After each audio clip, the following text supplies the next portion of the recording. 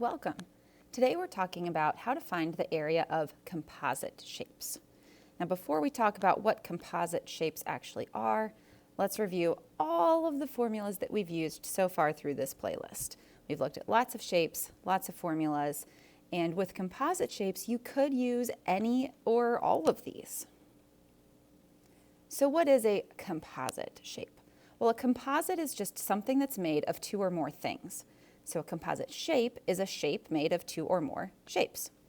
This is an example of a composite shape. We could break this arrow down into a rectangle on the left and a triangle on the right by just putting a little line there at the base of that triangle. So rectangle and triangle.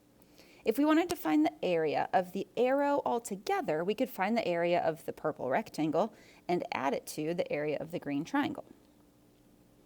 So let's go ahead and do that. Let's get some measurements here, make this look like a geometry kind of problem. Now to find the area of the rectangle, we know that's length times width. So when we look at that purple rectangle, it's a 3 by 7 rectangle, so we'll do 3 times 7 for 21. Then the area of the triangle, we know the formula is 1/2 times base times height. So we first need to find the base of this triangle. We're not actually given the base. We're given that two parts of it are 3, but then there's that middle part that we're missing. So we need the entire base if we're going to find the area of this entire triangle. But luckily for us, the shape on the left, the purple shape, was a rectangle. So we know if there's a 3 on the far left, it's also a 3 on the far right. So we really do know all 3 pieces of this base of the triangle. So we know the total base is 9. Now let's rearrange our little notes here because we need to find the height now. Remember, the height is always perpendicular to whatever you're calling the base, so it's this red line here. But for this, we're going to need to work our isosceles triangle skills. So let's go away from the arrow for a minute. We'll just focus on this triangle. So we know the base was 9 and the leg length was 7. But with our isosceles triangles, remember, we look at just one side. So let's look at just the 4.5 for the left half. When we do that, we've got our right triangle, so we can use Pythagorean theorem, 4.5 squared plus the height of the triangle squared. I went ahead and used the h instead of the b we typically see there in Pythagorean theorem. And then that equals the hypotenuse squared, so the 7. So we go ahead and square everything, 20.25 plus the height squared equals 49.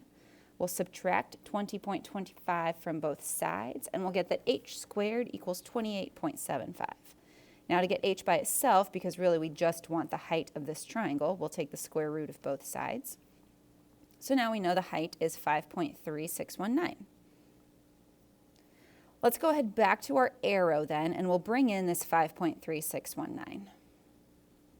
That's our height of our triangle, so we're focused on that green triangle. The area is going to be 1/2 times the 9 times the 5.3619. So overall, the area of the triangle there is 24.13. Now remember, to find the total area of the arrow that we had originally, we're going to add those two numbers, 21 plus 24.13. Once we add those up, we get 45.13. We're back to our complete arrow. That would be our final answer, 45.13 square units, of course. Now, sometimes it looks like there's a hole in your shape. That's called negative space. So when you look at this shape here, if we filled it in, it would look like a rectangle. But there's that circle there that we're actually cutting out of this rectangle. And of course, the mathy version of cutting something out would be to subtract. So instead of adding the two areas together, we're going to subtract them so that we're taking that circle out of the rectangle. Let's go ahead and try to find the area of this green space. Now remember, we're going to subtract. We'll find the area of the filled-in rectangle, subtract off the area of the circle that we cut out, and that will give us the area of this green space. Rectangle area, that's an easy one. Length times width. We have a 4 by 7 rectangle here, so the area of our rectangle is 28. Now the circle, we know area equals pi times r squared, but we don't have the radius right now.